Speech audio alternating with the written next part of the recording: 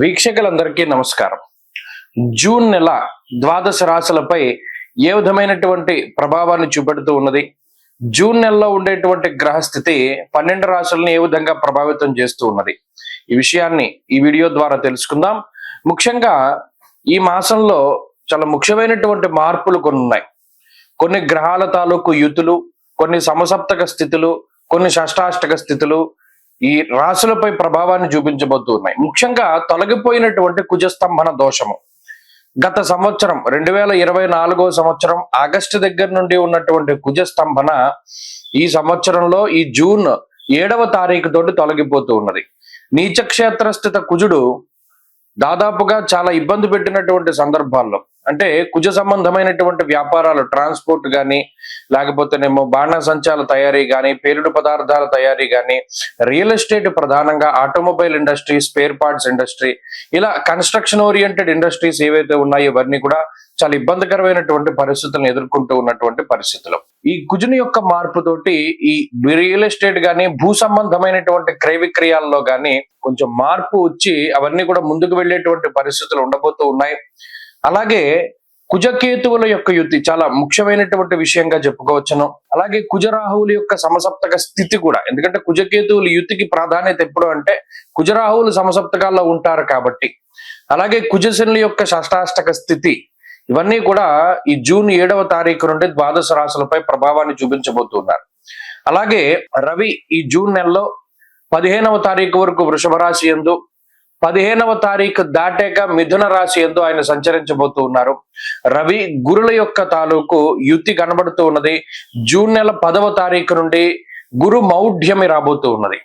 అంటే 10వ తారీఖు లగాయతూ ఏ విధమైనటువంటి శుభ కార్యక్రమాలు కూడా చేయడానికి లేదు. జూన్ 10 దగ్గర నుండి గురు మౌఢ్యమి అన్నారు. కాబట్టి ఇది ఒక ముఖ్యమైనటువంటి యుతిగా మనం చెప్పుకోవచ్చును. అలాగే శనేశ్వరుడు మీనరాశి యందు సంచరిస్తూ ఉన్నారు. కుంభమందు రాహువు, అదే మాదిరిగా సింహమందు కేతువు సంచరిస్తూ ఉన్నారు. శుక్రబుధులు ఈ మాసంలో ఎక్కువగా అతిచార వక్రాలతోటి చివరికి వచ్చేసరికి శుక్రుడేమో వృషభ రాశి యందు, అలాగే కర్కాటక రాశి యందు ఏమో బుధగ్రహం సంచరించబోతూ ఉన్నారు. కాబట్టి ఈ మాసం చాలా ముఖ్యమైనటువంటి మాసం. ముఖ్యంగా పెద్ద గ్రహాలు మారుతూ లేదా ఆయా గ్రహాలపై కుజుని యొక్క ప్రభావం పడేటువంటి మాసంగా చెప్పవచ్చును. దీనిలో ద్వాదశ రాశుల వారికి ఏ విధమైనటువంటి ఫలితాలు కలగబోతున్నాయో తెలుసుకుందాం ఈ వీడియో ద్వారా. మీనరాశి వారికి జూన్ నెలలో ఒక అదృష్టం కుజుడి రూపంలో పట్టబోతూ ఉన్నది. చాలా కాలంగా, అంటే మీరు గమనించండి, మీనరాశి గురించి మనం ఎప్పుడు చెప్తున్నా ఎవరు అందరూ కూడా నెగిటివ్ గానే చెప్తున్నారు. నిజంగా ఉన్న అక్కడ గ్రహస్థితి తగ్గట్టుగానే ఫలితాలు చెప్పాలి. సరే, ఇంతకాలానికి ఒక పాజిటివ్ గా, అందులోనూ మాస ఫలితంలో పాజిటివ్ గా మాట్లాడుకునేటువంటి స్థితికి వారు వచ్చారు. ఇది చాలా గొప్ప విషయం. ఇప్పుడు రవి యోగిస్తున్నారు తృతీయ స్థానమందు. అలాగే శుక్రబుధుల తాలూకు అనుకూలతలు మనం వార ఫలితాల్లో చెప్పుకుంటూ ఉన్నాం. శుక్రుడు, బుధుడు, చంద్రుడు యోగించడం. అయితే చాలా కాలం తర్వాత ఈ రాశి వారికి కుజబలం అన్నది వచ్చింది. ఇది చాలా గొప్ప విషయం. జూన్ 7వ తారీఖు దగ్గర నుండి ఈ రాశి వారికి షష్ఠ స్థానమందు కుజుని యొక్క సంచారం ఉంటుంది. ఇది ఎందుకు చాలా ముఖ్యం అంటే, ఏలినాటి శని జన్మరాశి స్థిత శనేశ్వరుడు చాలా ఇబ్బంది పెడుతున్నారు. తేజోహానిర్మతిర్భ్రం సోమన పీడ భయంతదా అన్నారు. అంటే వాళ్ళు ఏం చేయడానికైనా ఒక థాట్ రాదు, ఒక ఆలోచన రాదు. సరే, మనం ఉన్న పరిస్థితి బ్యాడే, దీని నుండి బయటపడడానికి ఏం చేయాలి అన్న ఒక ఆలోచన రాదు. రాహు వ్యయస్థానంలో ప్రతిదీ సర్వనాశనం అయిపోయే పరిస్థితులకు ఆయన కారణమవుతారు. దారిద్ర్యం, ధన నాశం, నేత్రపీడ, హరిపోర్భయం. అయితే వాడికి వాడే సర్వనాశనం చేసుకుంటాడు. లేకపోతే వీడి దగ్గర ఏమైనా ముఖ్యమైన ఉంటే దొంగలు పట్టుకుపోతారని చెప్పి శ్లోకంలో చెప్తున్నారు. అంటే ఏదైనా పోవడమే, రావడం ఏం లేదు ఇక్కడ. శని రాహువులు ఇద్దరు చాలు మీనరాశి వాళ్ళని పట్టుకుని పీడిస్తూ ఉన్నప్పుడు వాళ్ళ నిద్ర పట్టదు, మానసిక ప్రశాంతత ఉండదు. ఇక వాళ్ళు కొన్ని సందర్భాల్లో మనం ఎవరికి ఏం చెప్పుకోలేకపోతాం. చెప్పుకుంటే సిగ్గుచేటు అన్నట్టు. మనం వీడికి చెప్పుకుంటే మన బాధలు వీడు ఏమైనా ఆరుస్తాడా, తీరుస్తాడా, లేనిపోయిన విధంగా వాడు మనల్ని కించపరచడం, మన ఇబ్బందులు వాడికి తెలియడం అని కొన్ని విషయాలు చెప్పడానికి కూడా మానేస్తారు. అంటే చెప్పుకోదగ్గ పరిస్థితులు కూడా ఉండవు. మదన పడుతూ ఉంటారు వారిలో వారు. సరే, కొంతలో కొంత గత నెల 15వ తారీఖు, అంటే మే 15వ తారీఖు దగ్గర నుండి కొంత వెసులుబాటు రవి యోగిస్తూ ఉన్న కారణం చేత ఏదైనా ఒకటి మనకు సొల్యూషన్ దొరకబోతుందా, మనం బయటపడకపోతామా అనుకునేటువంటి సందర్భాల్లో ఇప్పుడు కుజుడి యొక్క మార్పు చాలా ప్లస్. ఈ 6వ స్థానమందు ఉండేటువంటి కుజుడు వస్త్ర లాభో, ధాన్య లాభ, ధన లాభ, యశస్తథ, ఎన్ని లాభాలు చెప్పాడు చూడండి. ఇక్కడ ఆర్థికమైన పరిపుష్టిని కుజుడు ఇస్తారు. శత్రు బాధలు, రోగ బాధలు, రుణ బాధలకి సంబంధించినటువంటి ఇబ్బందులను తొలగజేస్తాడు. నిజానికి చెప్పాలి అంటే ఒక పర్ఫెక్ట్ టైంలో పర్ఫెక్ట్ గ్రహం యొక్క మార్పు జరిగింది. ఇది ఏ రాశికి అనుకూలంగా ఉన్న మీనరాశి వాళ్ళకి చాలా ముఖ్యమైనటువంటి మార్పు. ఈ కుజుడు గనక మారకుండా ఉంటే వీరి బాధలకి చాలా ఇబ్బంది పడేవారు. ఇప్పుడు కుజుడు మారడం ద్వారా మీనరాశికి ఇది కలిసి వస్తుంది. మీరు ఖచ్చితమైన మార్పును చూస్తారు. జూన్ 7 దగ్గర నుండి ఒక నెలన్నర పాటు కుజుడిచ్చేటువంటి ఫలితం మీరు అబ్జర్వ్ చేయండి. గత నెల రోజులుగా ఉండేటువంటి పరిస్థితులకి ఇక మీదట ఉండేటువంటి పరిస్థితులకి చాలా వ్యత్యాసం ఉంటుంది.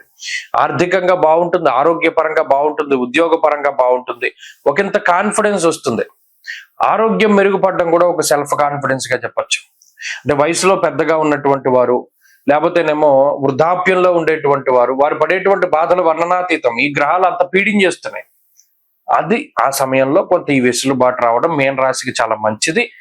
ఈ కుజుని యొక్క స్తంభన తొలగిపోయిన తర్వాత ఇది ఒక మంచి మార్పుగా చెప్పచ్చు. ఇది ఆర్థికంగా బాగుంటుంది, ఆరోగ్యపరంగా బాగుంటుంది, సంతాన పరంగా బాగుంటుంది. ఎందుకంటే మరి పంచమంలోంచి బయటకు వచ్చేసారు కాబట్టి సంతానానికి సంబంధించిన పురోగతి కూడా ఈ రాశి వాళ్ళకి ఉంటుంది. కాబట్టి అన్ని విధాలుగా జూన్ నెల గత మాసాలతో పోల్చుకుంటే మీనరాశి వారికి చాలా అద్భుతంగా ఉంటుంది. మరిన్ని మంచి ఫలితాల కోసం ప్రతి శనివారం సాయంత్రం శివాలయానికి వెళ్లి నంది దగ్గర దీపం పెట్టండి. ప్రతిరోజు రుద్రకవచం పారాయణ చేయండి. వీలుంటే ఉమామహేశ్వర స్తోత్రాన్ని కూడా పారాయణ చేయండి. మధ్య మధ్యలో మానసికమైనటువంటి సంతోషానికి కూడా చంద్రుడు కారణం. ఇలా ఒక్కొక్క గ్రహము మీకుండేటువంటి ఒక్కొక్క బాధను తీసివేస్తూ ఉన్నారు. ఏ గ్రహాల వల్లనైతే గతంలో మీరు బాధలు అనుభవించారో మరలా అవే గ్రహాలు యోగిస్తూ ఉండడం వల్ల ఆయా బాధల నుండి బయటపడతారు. అప్పుల బాధల నుండి బయటపడతారు, రోగ బాధల నుండి బయటపడతారు, శత్రు బాధల నుండి బయటపడతారు, మానసికమైనటువంటి సంఘర్షణ నుండి బయటపడతారు. కొన్ని స్వయంకృతాలు ఉన్నాయి. బద్ధకం ఉంటుంది, అలాగే ఈజీగా డబ్బు సంపాదించాలి, బెట్టింగ్, జోదము, స్పెక్యులేషన్, ఇటువంటివి అవి స్వయంకృతాలు. వాటిని మనమే తగ్గించుకోవాలి తప్పితే గ్రహస్థితి ఏమి చేయలేదు. అవి కర్మ సంబంధమైన విషయాలు. కాబట్టి స్వయంకృత అపరాధాలు తగ్గించుకొని క్రమశిక్షణతోటి ముందుకు వెళ్ళగలిగితే మీనరాశి వారికి పరిస్థితి మరింత మెరుగుపడుతుంది. కాబట్టి అటు వృత్తి ఉద్యోగాల్లోనూ, ఆరోగ్యపరంగాను, కుటుంబ పరంగాను, ఐశ్వర్యపరంగాను అన్నిట్లోనూ కూడా కొంత ఎదుగుదల కనబడుతూ ఉన్నది. మరింత అనుకూలమైనటువంటి ఫలితాలు మీనరాశి వారికి సంప్రాప్తం అవ్వడానికై ప్రతిరోజు చక్కగా రుద్ర కవచం కానీ, దక్షిణామూర్తి కవచం కానీ, లేదు ఉమామహేశ్వర స్తోత్రాన్ని కానీ పఠిస్తూ ఉండడం చెప్పదగినటువంటి సూచన. వారంలో కలిసి వచ్చేటువంటి రోజు శుక్రవారంగా చెప్పవచ్చును. అదృష్ట సంఖ్య 5, అదృష్ట వర్ణము తెలుపు. స్వస్తి.